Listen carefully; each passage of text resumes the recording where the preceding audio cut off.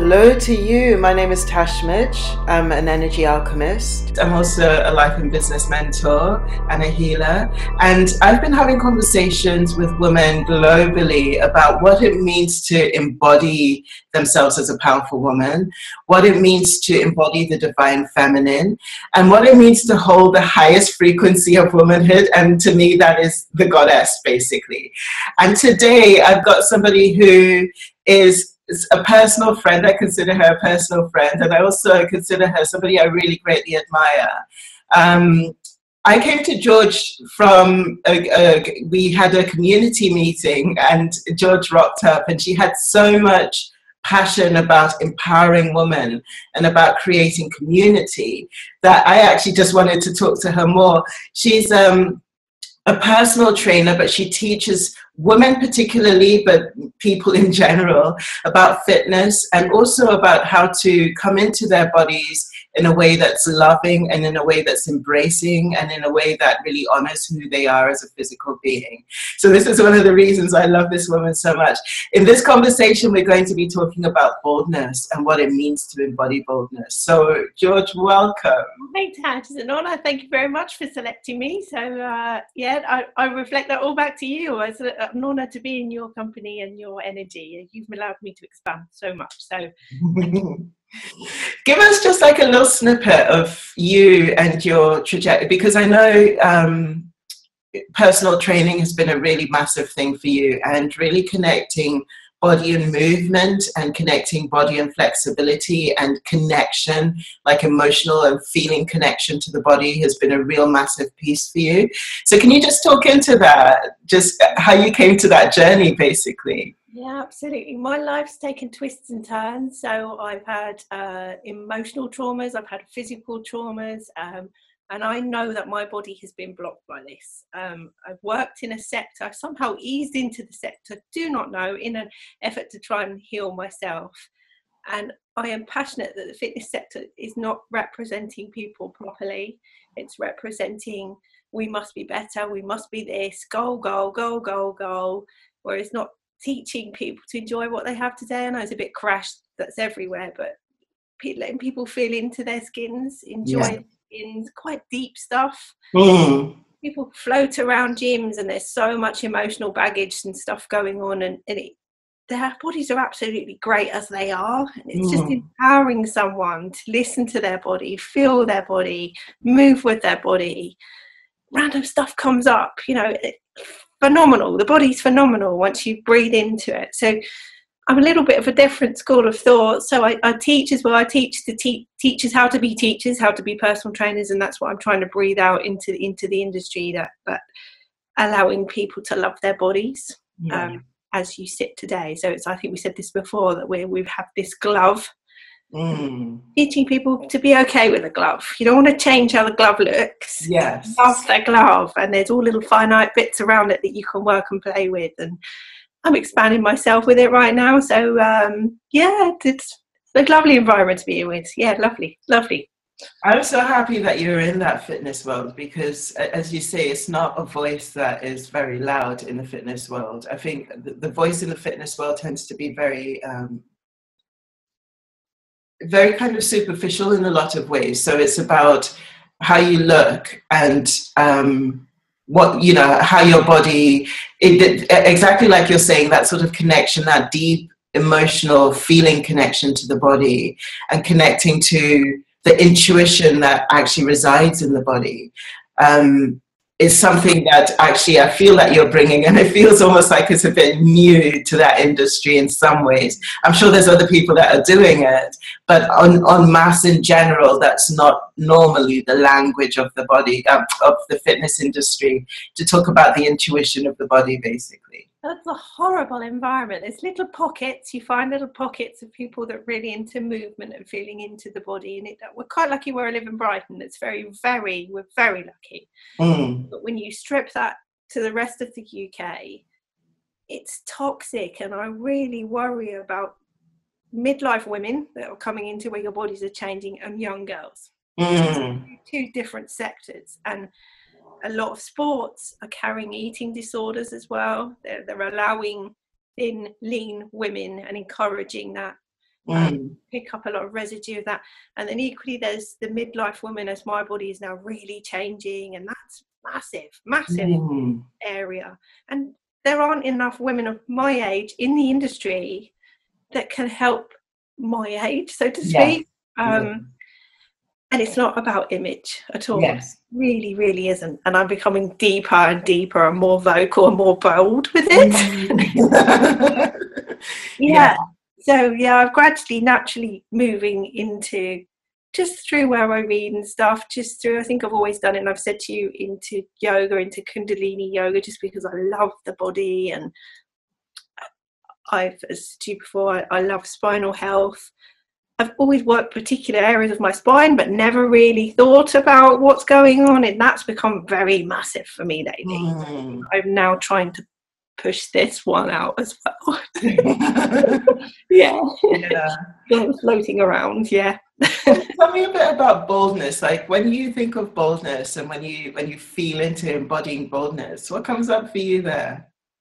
So it's very obvious to think of the yang. And I've done a lot of thought about this because of this interview, is thinking back to myself personally.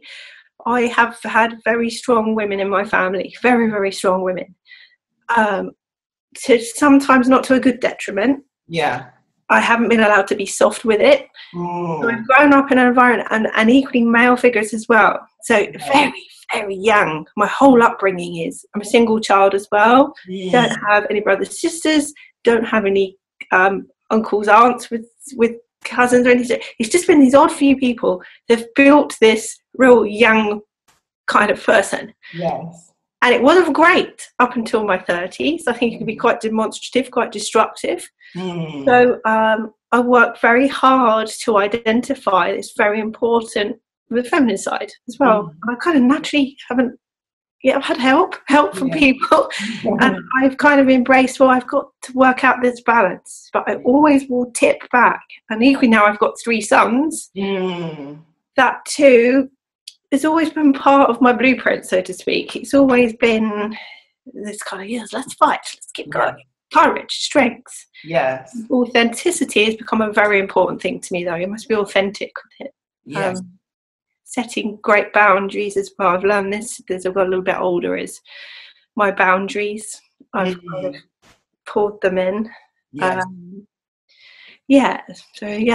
where my courage and boldness is. Courage is a great word. I can feel into that, and I can also feel into, basically, because very recently you've obviously built a level of strength within your own body in order to compete on that level. And for me, that was really, really inspiring in a lot of ways. So just to give you a heads up, basically George ended up going on a personal journey of, I think it was around 8 months, you were saying, where it was about bodybuilding, and it was bodybuilding to compete, and it was about feeling into her body in a way that she never had felt into it before. I'll let you explain what that was like. That was a personal challenge. That was nothing about trophies. That was nothing about look at me on the stage. It was about me having courage to be comfortable in my skin. About me, it's been a long journey. I've done a lot of working inside, and that was the last stage. And it was kind of also to represent the 40-plus-year-old woman in amongst 20-year-olds. It was a personal journey, and I felt at that point, at the outside end of that, it's allowed me to really expand. It's nothing to do with visual. A lot of people think it was ego fueled, and that industry is. It really is. I wanted to come from a different angle and speak about it from a different angle. It did take a lot of courage, I must admit that. But I loved it. I thoroughly enjoyed it. I might go back for a little bit more. I had a twin pregnancy. So I had a twin pregnancy 15 years ago. Totally wreaked havoc with my body, my femininity. So I had to work a lot on that area, on my sacrum and around that chakra. So a lot of other problems. It won't turn into a therapy session. So I had really closed that area down. So I've become very internalized. And this kind of was the last thing for me. It was like, allowed me to flourish. It was the end of that work. And it was like, I'm comfortable with that area now and I'm cool with it. And I wanted to kind of show the world that I've done all this work and I'm comfortable with it now. And I've achieved quite a lot personally in a deep level by doing that.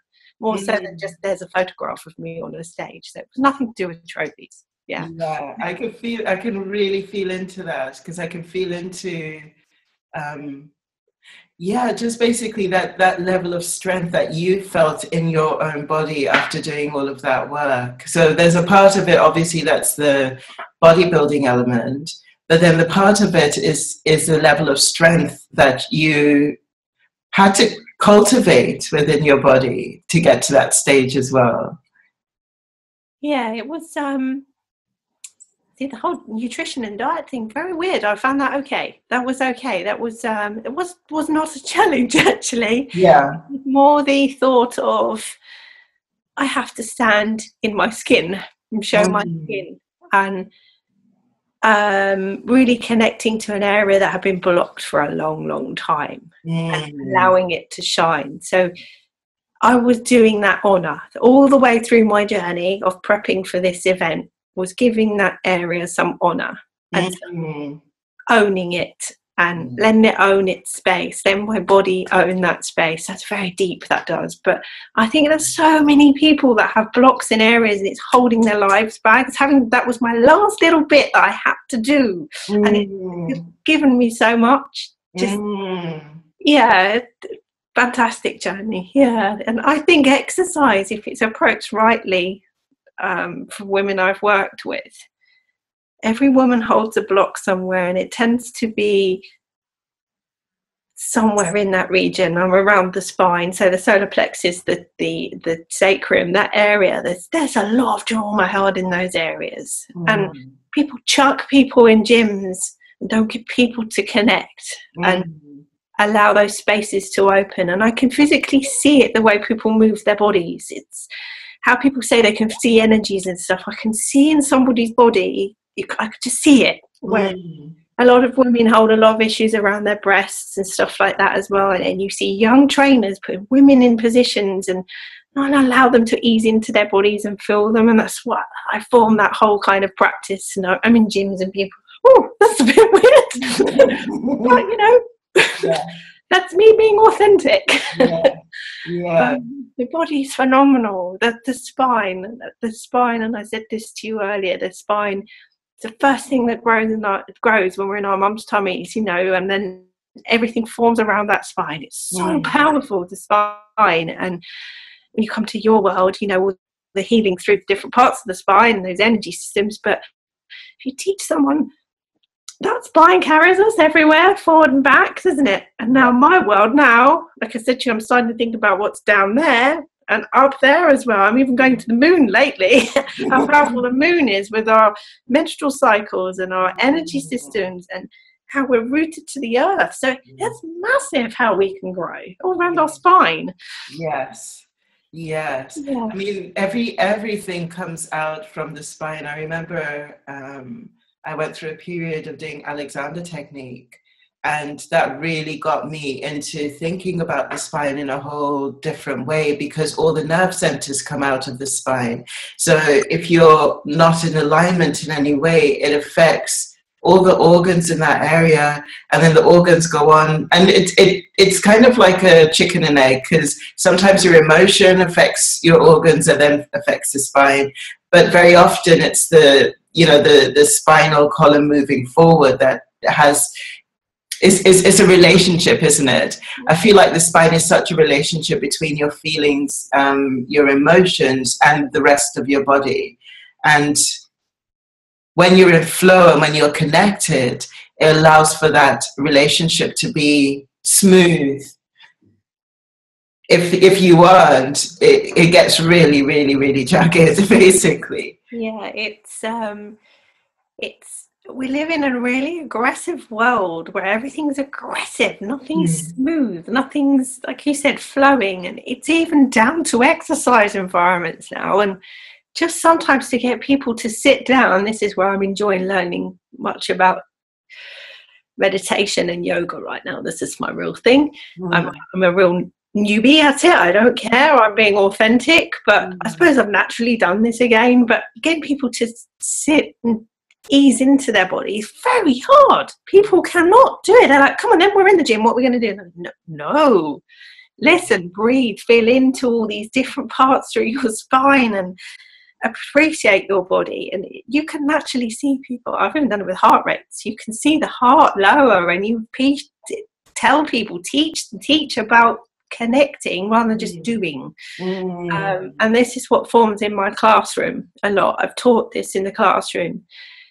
It's not our job as trainers to hold a comfort blanket, and which you see all the time is people almost horrible dictatorial relationship. My job is to allow someone to have wings and go off and be independent and learn and love and appreciate their body. Whatever they do, it doesn't matter what they do. Just get someone to seep into it and be accepting and enjoy it. Quick fix culture now, though. Everybody wants a quick fix, so just slow down. and being bold from that level. I mean, being bold from that level is such, because one of the reasons why the archetype of the bold woman came up is that the word bold immediately sometimes engenders muscle to people. It engenders kind of like holding a position, like you're holding a position really strongly. And you can hold that position strongly. You can hold something really, really powerfully in flow or out of flow. And when you're in flow with it, there's a sort of sense of it's naturally what you're doing and you're strengthening. It can be challenging. It can be hard work at times, but you're strengthening something from your own natural flow. When it's out of resonance that way, it takes from your tissue, it takes from your bones, it takes from your cells in order to keep this, because it's not natural to you. And so for me, bringing the naturalness of boldness into the conversation was really, really important. I must admit, though, I wouldn't take credit for this boldness. I think the thing I'm learning is my boldness comes from other women. So connection with other women is paramount, and almost away, starting back from the beginning, away from your maternal mother, because that's where your foundation comes from. There's not enough connection with women nowadays. This whole nurture circle of, I even used to talk to my nan. I wish she was still here. And her best days were when she was in the air raid shelter, and there were a bunch of women there. And it was, how can that be?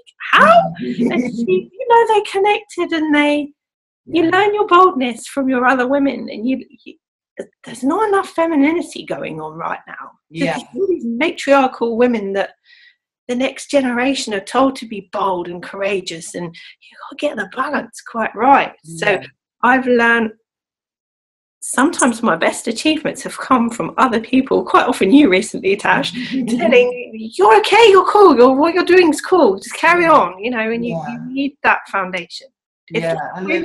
All women have got it in it. We've got, Yes. I absolutely agree with you in the sense of community does build a level of boldness, because it allows you to stand and to own who you are and to be witnessed for that. And I feel like being witnessed by somebody else and somebody seeing you and hearing you and applauding you, it does something for you. It allows you to stand stronger where you are. So I hear what you're saying completely about that bit.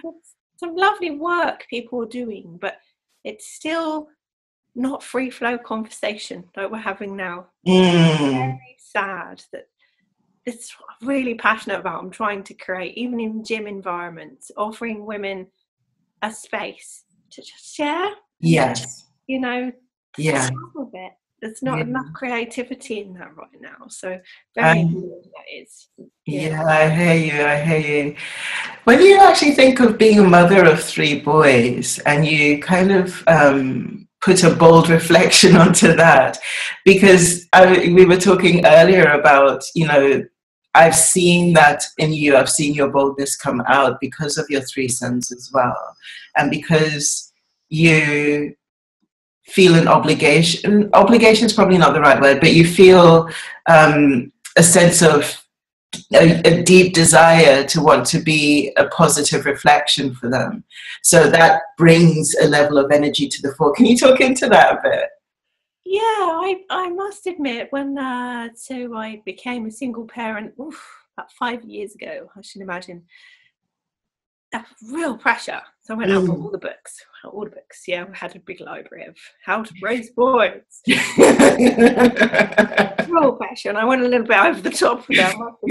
I remember reading one book. There was one book that was phenomenal. Loads of studies have been done by same-gender parents, and it didn't matter. Doesn't matter. It's this boldness thing, and actually the book spoke about boldness. It's more about being authentic, and it's more important that boys understand feminine energy. I think that's very, very important. So I set out to be matriarchal, strong. I could do both jobs, but I've actually gone the other way because I want to teach them to be great men around women, to appreciate a woman, how we have our ebbs and flows, how we have our wonky moments, and I've made a real effort to do that, to strip my boldness away, actually. But equally in my actions, I've also shown them, we can be courageous and we can do some great stuff, but it doesn't have to be in the comic hero way. Yes. It's kind of, we can use our femininity. Yeah. In my current job, I've had to work quite hard. It's a very male-dominant industry. I'm only one of a few females teachers. I'm very lucky, though, that I work with great guys. I'm very, very lucky. The couple of guys I work with really do appreciate me as feminine, and whereas worked in other environments, not great. So I'm trying to teach my boys that kind of topic. Sounds a bit feminist, but really trying to teach them that about, how to appreciate strong women. Yes. And talk kindly about women that are strong. Don't do the locker room talk. Think about your mum. Yeah. That's formed a big basis, and I think that's a big culture thing right now that needs to be done. I'm going into topics I shouldn't go into, perhaps. Yeah, so that's what I'm teaching my boys about boldness and courageousness. Yeah, to just appreciate women. Yeah. Yeah. There's so many nuances to it, though. That's the thing, and that's the thing with a topic like this, because, as you say, there's that nuance to it that is very kind of gung-ho, but then there's another nuance to it where what happens when you're actually being soft and being bold? What happens when you're being giving and being bold? Do you know what I mean? And there's the nuance to that level of boldness is so the nuance that I'm hearing of showing your boys what a woman looks like from the lens of boldness, that's a completely different nuance to the yang alpha gung-ho kind of boldness. Yeah, they've seen me in real broken moments. They've seen me really, whether I should share these things with them, I think psychotherapists and people say I shouldn't, but that's authentic, it's what a woman is. And I did the whole psychotherapist thing when I split up in my relationship. I don't care, I'm authentic. I tell people. And perhaps at that point I say, you mustn't show them this, you mustn't show them that. No, I thought, I'm going to show them what a woman is like. I've bold again, I've been courageous. Yeah, I've set boundaries, but a man needs to see a woman. Needs to see they need to see the femininity. I'm quite passionate about this because I don't think I saw enough of it in my own childhood. I saw the comic book woman all the time. They were amazing. My grandmothers and my mum, don't get me wrong, they were amazing, but I don't want to carry that on.